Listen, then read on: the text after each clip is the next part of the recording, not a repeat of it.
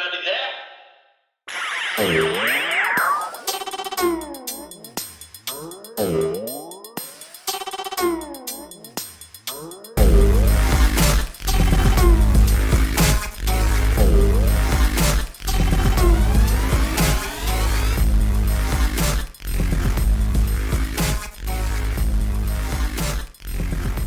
All right, I want to welcome you guys to yet another episode of the Dadhead Chronicles. With me today, I have the pleasure to sit down with yet another Danville Otterbots ambassador, Mr. Brad Quell. How you doing, my man? I'm doing fantastic, Ed. How you doing? We were just talking about before I hit the record button that we're talking about our kids, and yeah, my daughter is sleeping, so this is the quiet time. Yeah, I gave my kids instructions like, okay, brush your teeth, get to bed. Somebody else watch the dog. There you go. Checking off the list. You gotta get exactly get the list done. Get the list done. Exactly.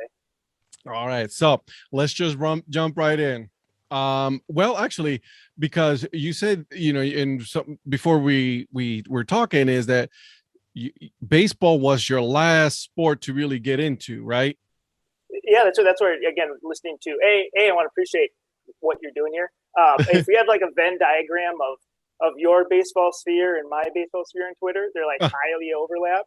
But actually get to know some of these individuals at a different level than just the tweets. It's been actually really interesting. So I appreciate what you're doing.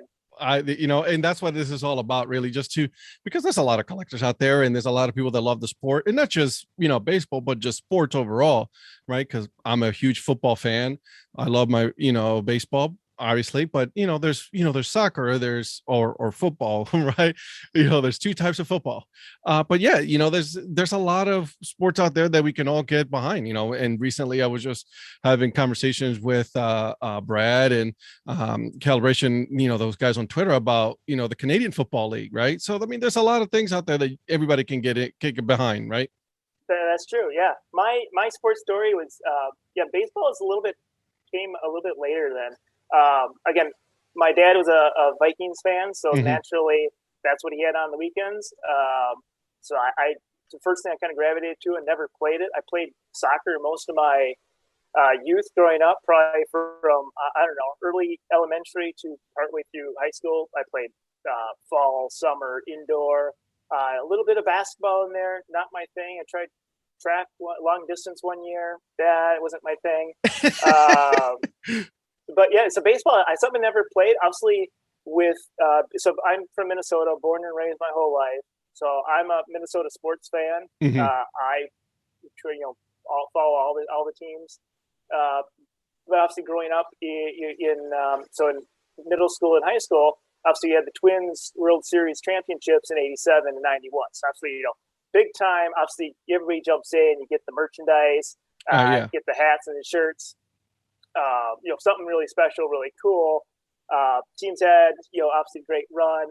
I got some. My dad really wasn't into it too much, so we went to a few games, but not a lot. And we'll hit a little bit my ticket collection.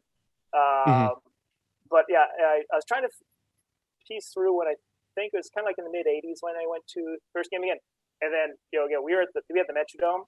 Oh, yeah. So that was not the best spot for baseball.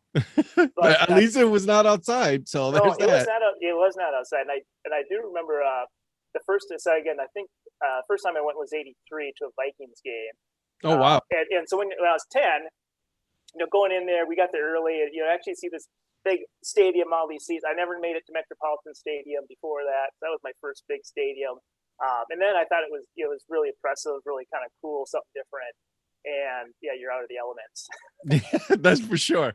Because October baseball in the cold weather, or even April weather, right? You live in Minnesota, I live here in Ohio, so it could definitely go from 90 degrees all the way down to the 30s and snowing. So in one afternoon. So So it's what's your number one sport? Would that be soccer? Is that the one that you say that's the one that you first love? I probably actually watch football the most. Again, okay. given that was before soccer was really like it is nowadays. Oh, it's huge. You can find soccer anywhere.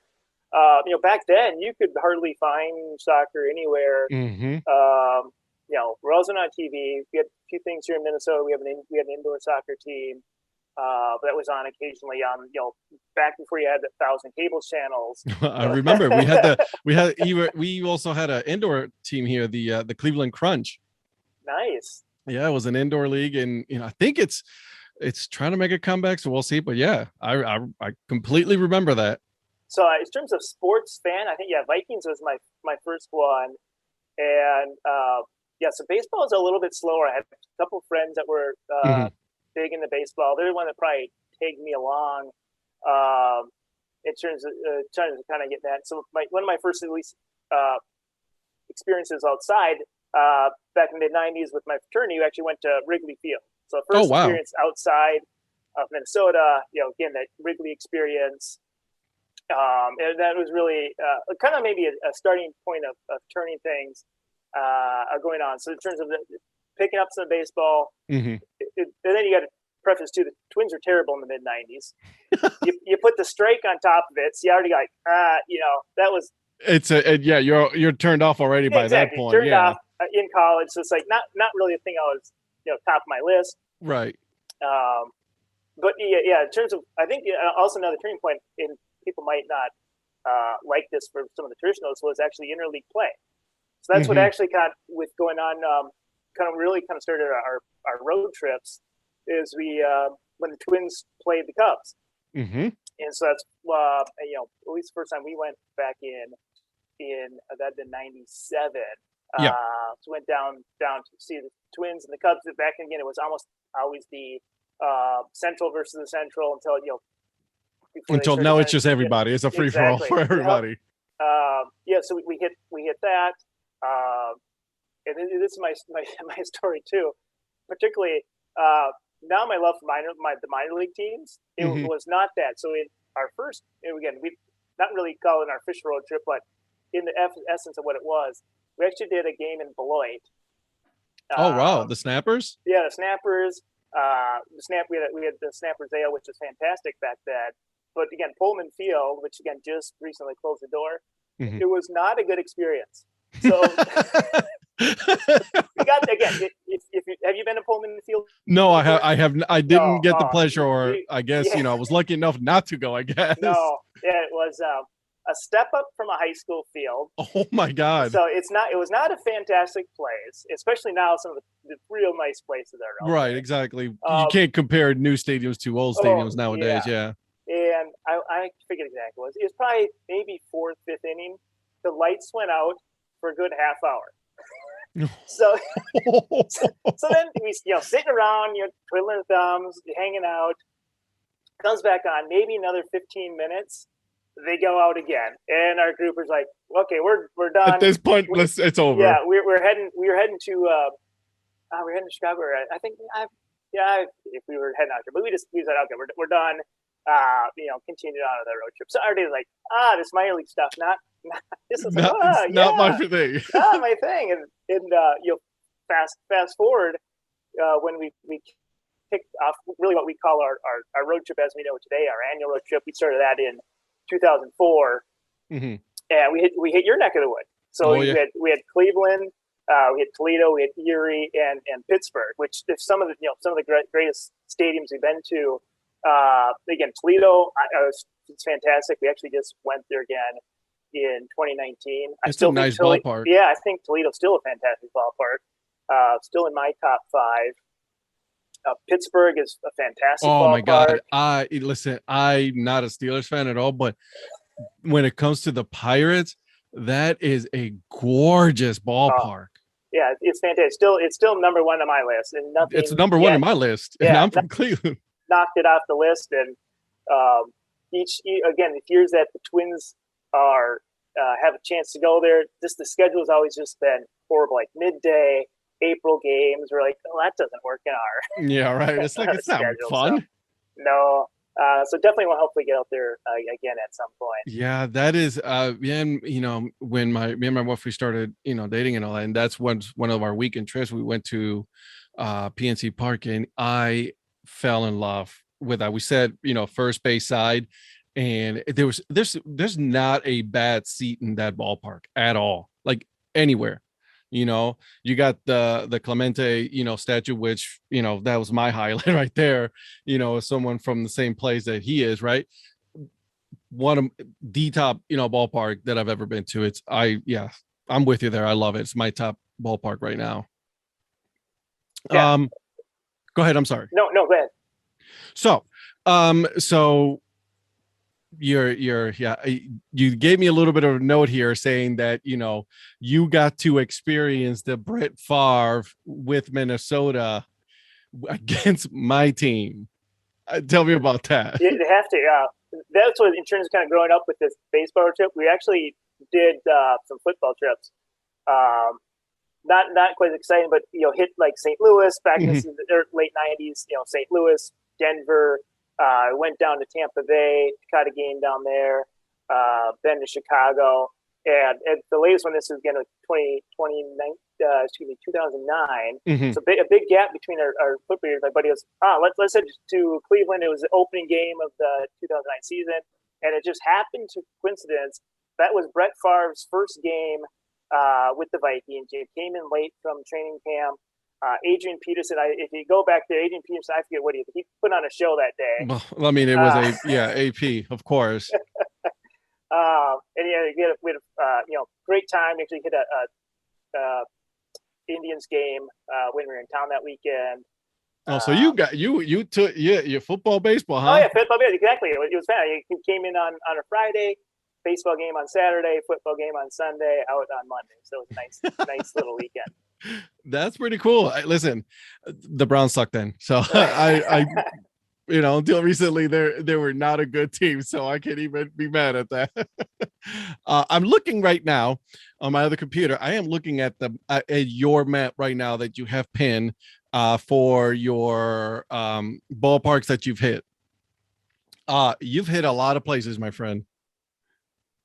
Tell me, because you broke it down, you have it here broken down as MLB ballpark, former MLB ballparks. How many former MLB ballparks have you hit? I've been to 7, I believe. Seven. Wow, that's a pretty good number.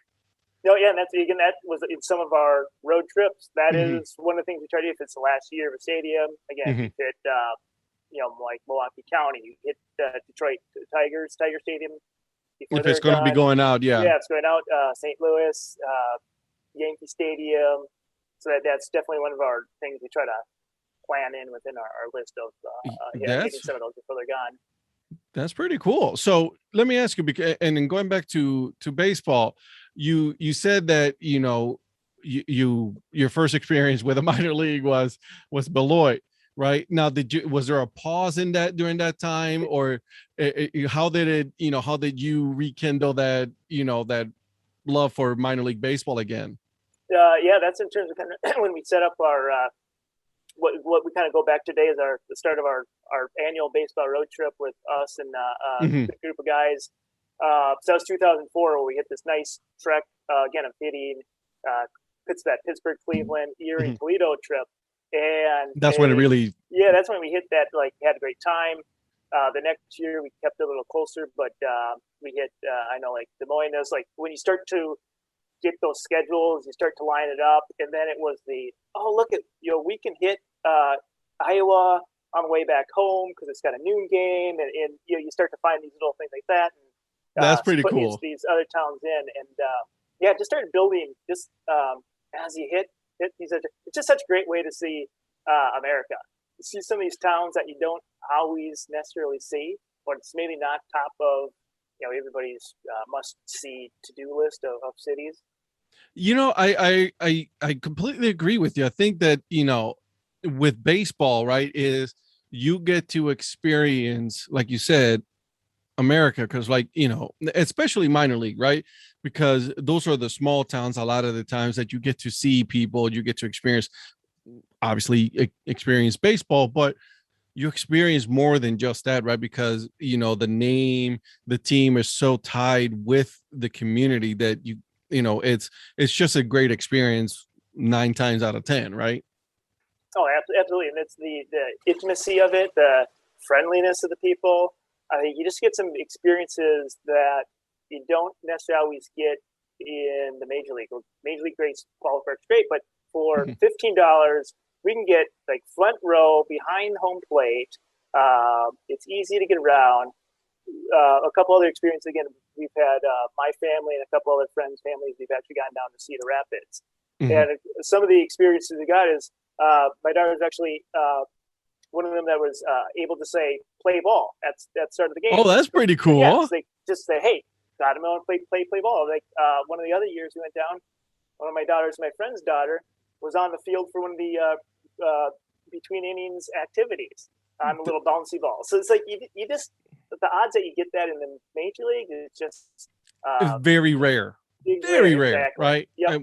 And especially right now, but like, and I think that's what I love so much about the minors, right?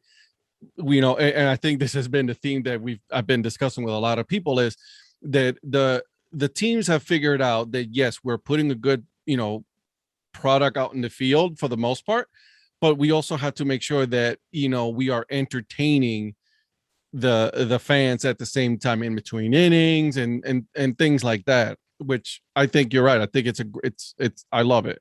And the fact that your daughter was able to say that and do that, that's great. Yeah, it's just an experience we can talk about. Yeah, they can remember. You say, hey, remember we were down in Cedar Rapids? And they might always remember that part, but just you have to bring it up and have that thought is good. Another thing within the minor leagues is something we did as a group within our road trips is we got these Hawaiian beer shirts that had Hawaii with beer bottles. And so we broke those out 2 years ago in 2019 when we hit through Cleveland, and just the people you get that again that year we had a nice crowd. I think we had like 5 or 6 of us that had went, and so you see 6 people in all these beer shirts, and people start to look around, and it's that instant conversation starter. It really is. And everybody's so friendly that you can just strike up a conversation, and people want to know. We actually had a groupie, some lady. We were actually at Lake County. Nice, Captain. Like, oh, I need a photo with you guys.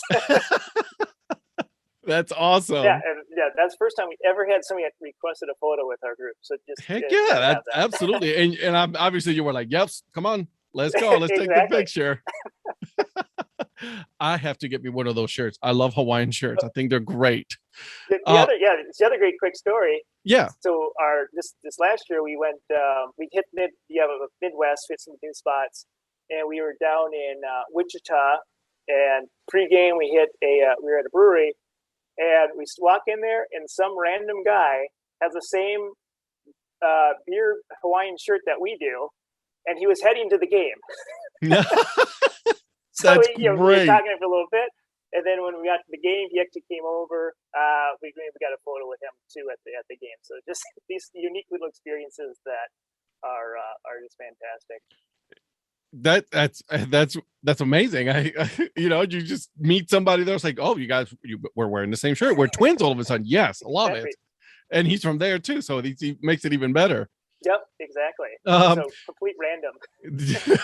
That's what makes it even better. So let me ask you, because your Twitter handle is Ballparks and Beers FC. Great play on your love for soccer, and then the Ballparks. Tell me about that. Like, how did that come about for that? Yeah, absolutely. So I've been on Twitter since 2013 for my personal account. I always like it. I've never actually tweeted. I'm by my day job, I'm in the investment industry, and they are highly restrictive of anything social media. What you say, you can't say anything about. So I just never tweeted out of that account. But I always like, a lot of the people I follow today are people I've been following for years, and just to create a little different experience. Yeah, so I created this Ballparks and Beers FC. Most like again, you're a lot of the same sphere of baseball, but there's people that go to a lot more ballparks than I do each year. Some people like 20, 30 a year. All right, okay, those people got me beat. You're right. It's kind of like finding your niche in there. It's like, okay, I've been to enough that I have a good experience, can add to it, and just also just take it into others within that sphere. Then you have beers, light beer. Again, there's other people that do more breweries, do have more knowledge of beers than I do. Again, my one quick note is I did brew my own beer once. It ended up being okay. It's just you just had so much of it. It just it's tough. You're like, okay, I'm good now. Yeah. So maybe I'll go back to it again, and then throwing that FC for the soccer component of it. Like it. I like it. And I know I gave you a little random fact before we started. There's actually a lot of great. Maybe we're boring some of your listeners.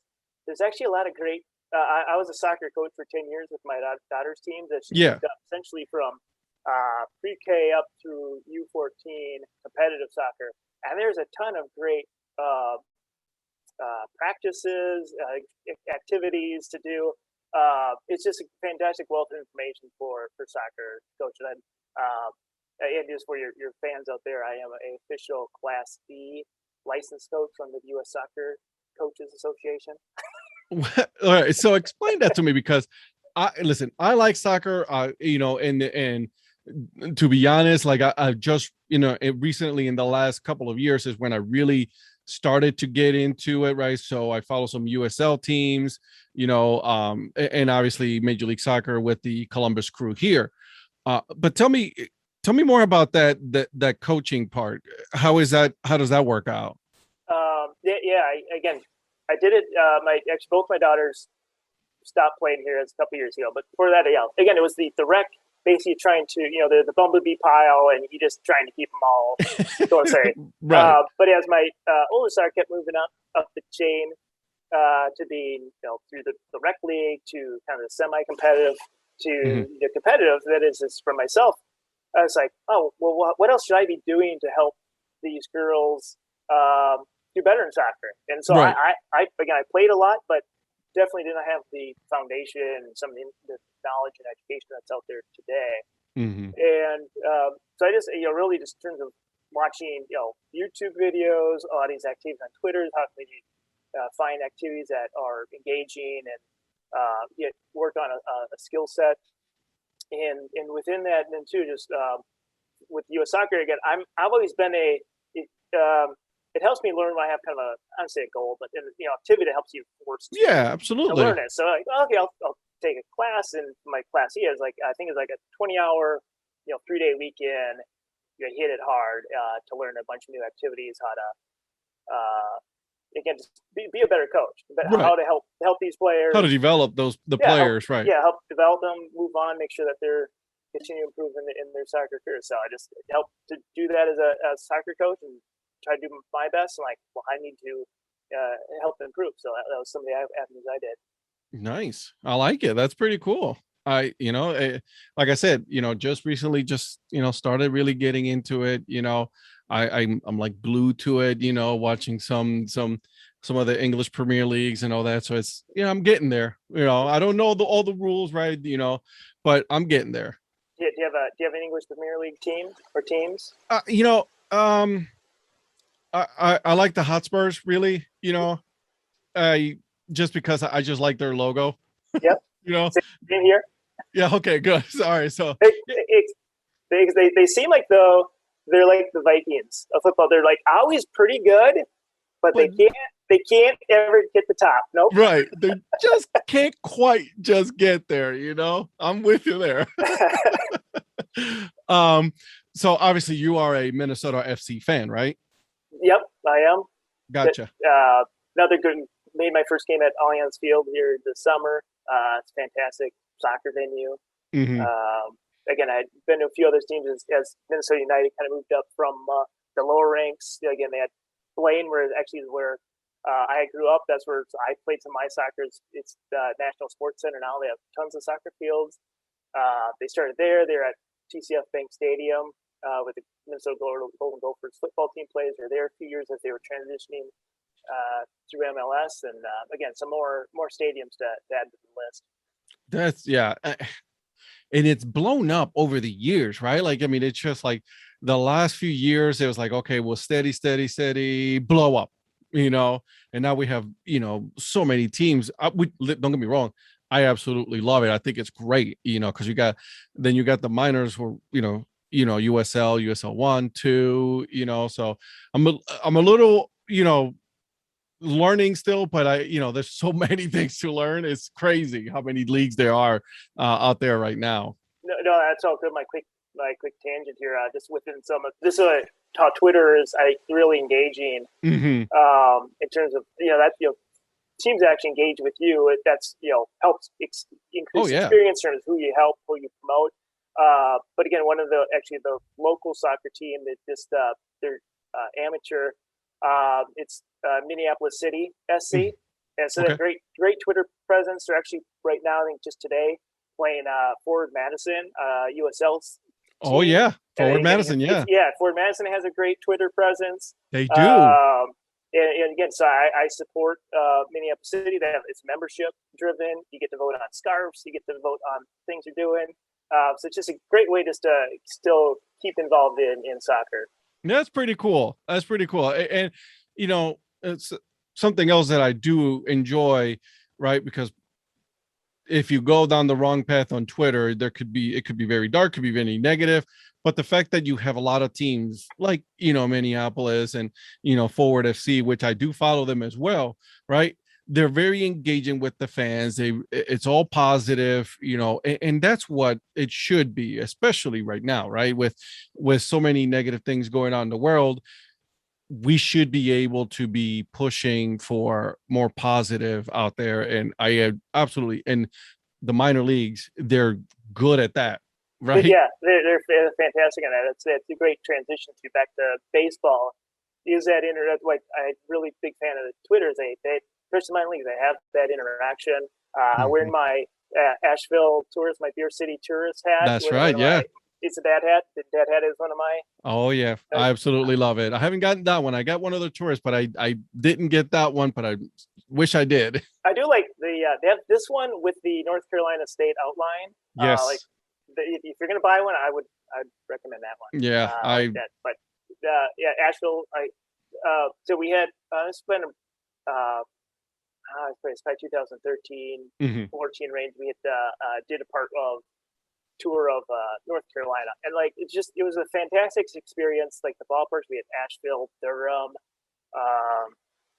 Greenville, South Carolina, Charlotte. It was a fun experience to hit those, and it seems I want to root for it. And again, Asheville was my first team that followed me, first minor league team that followed me. So really? So I already liked them, and then they followed me, like, oh, this is fantastic. They're not following me. I'm gonna have to give them a message. No, we're gonna have to do something about this. No, and this is my other. And I was listening. I know green is your favorite. Lime green is your favorite. Yes, sir. Absolutely. So last year.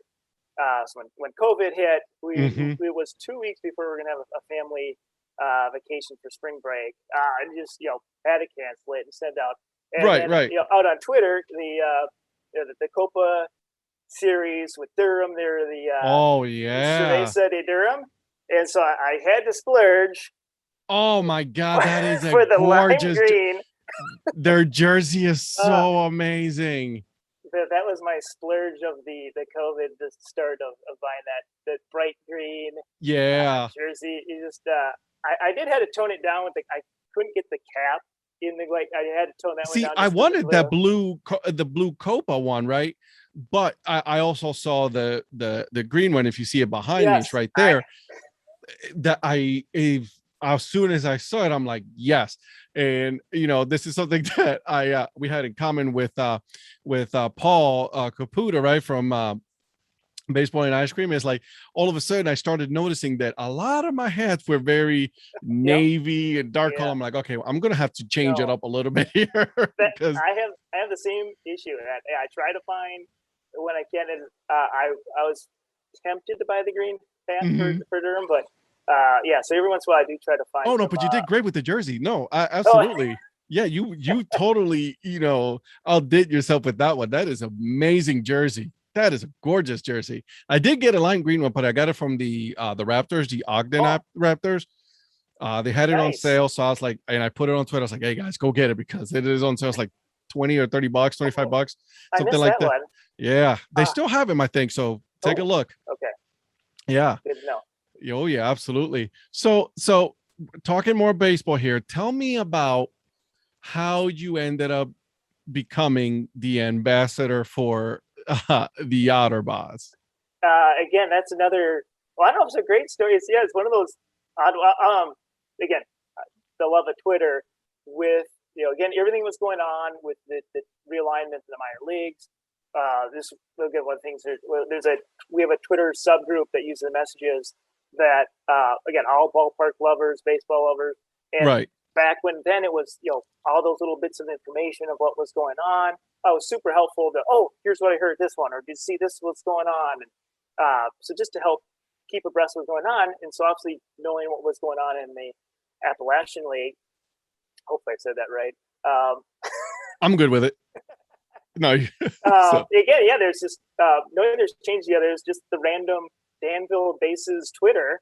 Mm-hmm. Knowing that the Danville Braves was no longer away. Dumb, So yeah. just start following them as I was following a lot of the other teams that was making changes, and just get involved just with everything that's going on. And they just had this random, hey, we're looking for state ambassadors, and kind of like raised. You got Minnesota? I was so late too. I came so late because I wanted to do Ohio, but I'm like, oh, I missed it. But it's okay. I still love them. My number one team is still, sorry to say this, guys, but is Sock Puppets first for me, and then Otterbots. So no, that's such a great rivalry between it really is frenemies, as they like to say it. And, right, exactly. And this one is great. It's just this random of okay, let's help this team out. From their standpoint, they just got free marketing from 50 people that are tweeting, retweeting, exactly. Buying the merchandise. It just went back to the. I got the electric blue here. Yes, you did. For them to get something a little different. Yeah, it's funny because I think and I believe the general managers for both the Sock Puppets and the Otterbots are friends. So yeah, friends. They worked in like Daytona. I think. Yep, In their exactly. early days. Which is great. No, yeah, it's fantastic. Yeah, in a common ownership, and I was even wondering early on if it was the same person that was tweeting out of both accounts because they were just that would have been so perfect. They said it was witty banter between them, and that's where one of the things that the Otterbots general manager Austin Shear actually took time before the season started. We had probably about a 90-minute conversation with the ambassador that could make it, and just again something you don't see from the major leagues. No, you don't see it Major at all. League was throwing them under the bus, making changes, and the fact that a lot of these teams did better in attendance, I'm super. It's just super exciting to see that these teams are not right, and I'm glad that the best of it. And one of the things that I love was that they went with different names, right? And every single one of those teams has its own identity, right? And it's not like named after a parent club, which in my opinion I think is very unoriginal, so I'm not a fan of that. But like the fact that you have the Otterbots, right, and it's fun, and it's a conversation starter, right? So when you wear that hat and there's like, oh, what team is that, right? So automatically you're going to give them the story, like I actually own both the Otterbots, and I own a hat for the Sock Puppets, right? So when people see those are conversation starters, and it's a lot of fun. When people look at your head and you're like, oh yeah, I know you're noticing my hat. I know it's awesome. Yeah, that's so I hit my first Northwoods League game this summer. Very jealous. So bad on me for not going for all these years. We'll give this in my backyard, but made up to St. Cloud. I was wearing my Otterbots shirt. I had my Asheville hat on, and some guys and my other buddy too. He was wearing his beer shirt, the beer Hawaiian shirt. So yeah, and one of the St. Cloud, one of the usher guys goes, "Nice shirt," and they're the Otterbots. Yeah. And even so, you recognize the Asheville hat too. So it's good just to add those. Yeah, create the publicity. It's awesome. And by the way, Northwoods League, next year that's on my plan. I'm going. I have to go because it's such a great league, right? And like we go back to the same thing. It's like they figured it out. They're very fan friendly. Their app, it's amazing because I was able to watch a lot of games this summer, for free when I wasn't able to attend. So what did I do? I watched a lot of teams. You got the Growlers, the Madison Mallards, the Rocks, when you went there, right? So I mean, there's a lot of cool teams out there all over the US, to be honest with you. Yeah, that's when I was a little nervous, even for the Northwoods League team when the MLB Draft League came up. Obviously, the Appalachian League they're changed to collegiate, Mm-hmm. and they're seeming to still do well, which is again fantastic Absolutely. for all these communities. That again, it's not again I don't appreciate what baseball did to these communities by a lot of uncertainty, a lot of unknown, but again, hopefully they continue the momentum going into future years. I completely agree. I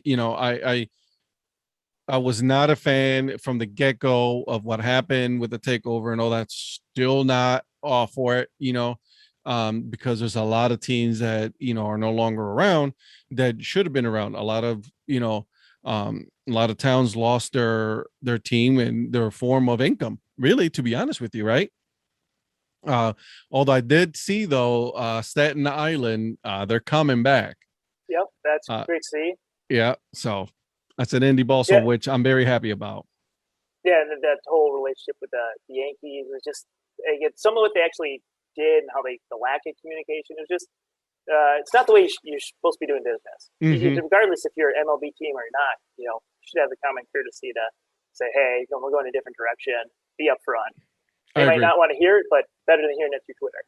And in my way of and listen, I'm just one person sitting right now talking to you from my basement with a bunch of a man cave with a bunch of hats, right? But in my way of doing the protest is I'm not buying a major league hat. I'm going to spend my money, you know and invest it in minor league teams, because that's my way of saying I rather support that, and because of what happened, than support a major league team. No, and That's 100% agree that that's where my merchandise purchase pattern changed. I had only used to only buy merchandise for teams actually visited. Felt like there's that connection or that why you might be having or wearing it, to say, well, it's Mhm. actually there. But just some of the challenges that some of these teams had, it just wanted to help out. And I know you've talked about before Missoula Paddleheads. That just a fantastic story in terms of again, it's ideal like this. The owners wanted to get into minor league baseball, got in shortly before the rules changed, and just wanted to help them. That's Yeah, yeah, great, great, absolutely. great story. Want to help them out. Fantastic logo and their change. Right. Yeah, Exactly. What did I do? I bought a hat and a hoodie. Right. yeah, it's Yep. fantastic. Got my support. There it is. Yeah, You and know. so just doing that and engaging with Twitter and finding that to find some of those items. They're supporting those, especially you that are Yeah. the best at outreach to individuals. Which transitioning back to your other previous comment on the teams named after the parent. Yeah, Mhm. I don't buy merch from any of those because it's just It's there's unoriginal. It yeah really is. there's nothing. It's nothing. Like why do I want to buy a I don't want to pick on any minor league teams out there, but fill in the blank. And Yeah, then the parent club's exactly. like, nah, I'm Fill not in the going to buy blank that. for the mine, and this has their name on it. Then I'm not. Listen, there's hundreds of other teams that are very original that I can go and spend my money on, right? And that's the way it goes. I Absolutely. don't well, other teams, other people can do it, because they're going to support the hierarchy of their major league team, which is fine. Nothing against them. I'm not not knocking that, but for me, that's what I'm going to do. And it's funny because every year, I used to buy Cleveland Indians every year at the beginning of the season. Is a hat, a shirt, or something along those lines, a combination of hat, hoodie, whatever. That's what I was doing every year at the beginning of the year. Last year I didn't do it. This year I didn't do it. And instead of what I did was I waited until the beginning of the season for those other leagues, the minor league teams, and I bought a hat then or a shirt then. And that's what I did, because I'm going to spend my money where I want to spend it. It's as simple as that. Yep. Fantastic. So, Loved it. Okay, so let's get into now, what do you have, as future plans for your ballparks and BRFC? Anything that you have going on, any future plans? Are you done for the year? What's going to happen? Yep. Yeah. Done for the year. Already looking forward to next year. We got a couple items in the hopper. Actually, we probably have about 5 concepts Mm-hmm. already on the list that we want to hit here at some point. Yeah, we're starting to outgrow the Midwest, or we're trying to, if you can look at my map, I'm looking. It's bare. It's very bare on the coast. Yeah, I'm looking at that. I was like, oh, maybe you should go somewhere. You got the Northwest area. I've got, you guys can visit up there as well. You got some, you can go to El Paso. You got the Chihuahuas down there as well. That's we were supposed to go to Texas again last year. Mm-hmm. That was before COVID doing that, but Rangers opened up the new ballpark. Mm-hmm. Twins were down there. We actually had a fantastic mix of ballparks, but that one got put down in the down the gutter. But we did still get a trip in last year, mm-hmm. so we did hit. And again, this is the interesting with COVID is so obviously the American Association was still playing. Yeah. So we hit. It was a St. Paul Saints home game in Sioux Falls, South Dakota. Nice. Against the visiting team was Sioux Falls. That's awesome. And just again, it was a hot night. Obviously, we didn't expect a big crowd given the Saints were the home team. But yeah, we get up there like, yeah, can we get in a suite? And they're like, sure. What, $25? We're like, sure, we're done. So you gotta have done. Okay, that sounds good to me. Absolutely. Yeah. And then we headed up to Fargo, where the Red Hawks usually play. And so Winnipeg was playing there since they couldn't cross the border. Yeah. So Winnipeg was the home team. So we saw a game up there on that. And then my last story with Winnipeg, then the Saints actually got to start playing back in St. Paul late last year. So we made a game, and the Winnipeg was the home team. So I said, yeah, 2 Winnipeg Golden Eyes games, not in Winnipeg. Gotcha. That's they couldn't cross the border. So there's that. Yeah. Let me ask you, because before we go into my famous, not so famous questions here, the St. Paul Saints, right? They were indie ball. Now they're affiliated.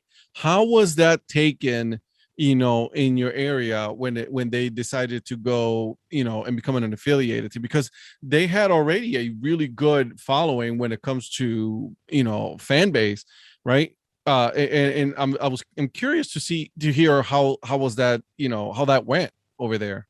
Yeah, it went well. That's the only positive thing out of the whole realignment was Mm-hmm. I'm actually a fan, again, not that the independent, they, as you noted, they have done fantastic. Right. With Target Field in Minneapolis, constantly selling out over capacity with 8,000 people when they're in the independent league. And just to have some of them closer to home, get a little bit closer action, just the ease for the Twins. Right. Continue to have great crowds. And, I listened to some of the calls they had when they first announced it with the, them not changing who they are, who the essence are. They are. Exactly. They want to be the outsiders of it, not play by the rules, crazy things. They're like, that is not changing. Their ploy was always that we're trying to bring the Twins a little bit more toward the other way of, less corporate. Right. Exactly. Because, and that's what I was thinking, right? Because they were very, when it came to, to marketing and all of their, in-game entertainment, it is definitely not anything that a lot of affiliated teams did. And that's what made them so, so popular. So I was wondering that, obviously the proximity for the players to go from there to, the Twins is, right there. So that, I found it very intriguing, and I'm glad that it was a positive, at least. Yeah. And again, CHS Field is a fantastic ballpark. It was fantastic for independent league. It's fantastic AAA ballpark. So it's a win-win for for the Twins players. Hopefully Awesome. with that. I know one of the comments they had in the in some of their introductory press conferences, they're like, yeah, we hope we actually get in trouble by MLB by pushing the boundary and with their promotions to actually get in trouble. If they get in trouble, they know they're doing the right thing. Exactly, which I love. I'm good for it. Absolutely. All right, so here we go. Are you ready? Right. I'm actually going to be also be some new questions because people are preparing for this. So I had to change it up here, Uh-oh. All right. But the first one is you go to the ballpark. What's your snack of choice? What do you get? It's going to be a local craft beer. My man. I like it. It has to be local, right? Because it's got to be local. Love it. Absolutely love it. All right, here we go. So who was your first celebrity crush? Oh, celebrity crush.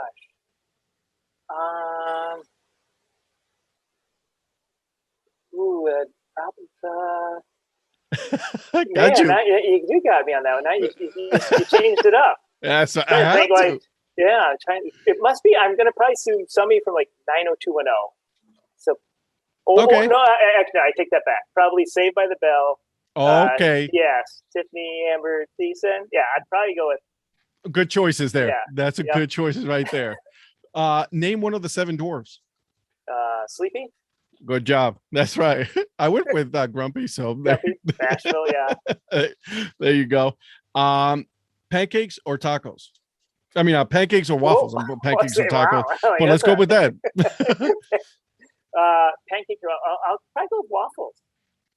You can't go wrong. A little strawberry. Yeah, exactly. I've been told it's a canvas. It's an empty canvas, and you can do what as you will with a waffle. So there you go. All right. Burritos or tacos? We'll go tacos on that, not the taco or waffle. No, just a regular, just tacos. That's it. Yep. Okay. Excuse me. Strangest thing that you've ever eaten? Ooh, strangest thing. I'm not overly adventurous. So, man, you got me on that one. See, I told you I had to change it up. You did. Now you stumped me. Like, you got these questions coming out of left field. Oh. Let's put a pause on that, and then I'm going to come back to it. But here's the thing. I need to get an answer from you. Okay. Okay. Here's a very contested, 2 of the most contested questions that I have so far. Pepsi or Coke? Coke, 100%. See, that's a wrong answer. I'm just letting you know that right now. And then pineapple on pizza, yay or nay? I know this isn't your thing, but under the last 5 years, I go to yay. Really? My oldest daughter actually started liking it, and I 100% before was like, oh, you can't do that. And and now lately I'm like, so you want to split the Hawaiian? She's like, sure, okay. One of these days I'll try it. The first time I had it, I'm like, I'm all right. I don't know. I have not been convinced yet, so we'll see. All right. So, what is your spirit animal? Spirit animal. Maybe go. Probably just a dog. We'll go dog. I like it. All right. Not a problem with that one at all. All right. Let me ask you a philosophical question here. You ready? It's a hot dog, a sandwich. No. Good answer. Good answer. Star Wars or Star Trek? Star Wars. My man, absolutely. Although I don't mind Star Trek. The newest movies have been pretty good. I will forever be a Star Wars kid, no matter what. That is true. All right. So let's see here. Worst job you've ever had? I worked at Burger King for a summer. Oh my God. I worked at McDonald's for 2 weeks. I wore these pants. They were high water floods. I'm a 6'2" dude, so these were high water floods. And then I literally, the one day before my shift started, I put the clothes in a grocery bag, dropped it off, and I walked out. I was like, I'm done with this place. Not gonna happen. I did have I won't call it the worst. It's unique. Worked at the Metrodome. So in terms of fundraising back in high school. Yeah. So it did the Twins games, Vikings games, Final Four, and I always get technically the Final Four. It's like the early rounds of the NCAA tournament. So it's a good way to earn money for school activities. Nice. It wasn't the greatest. But hey, it was an experience, right? It was unique. Yeah, exactly. There you go. What is your favorite sports movie? Sports movie. Probably. Can I give you three? Yeah, go for it. Three. So baseball related. So give comedy up to Major League. Yeah. It's hilarious. Actually, I do like A League of Their Own.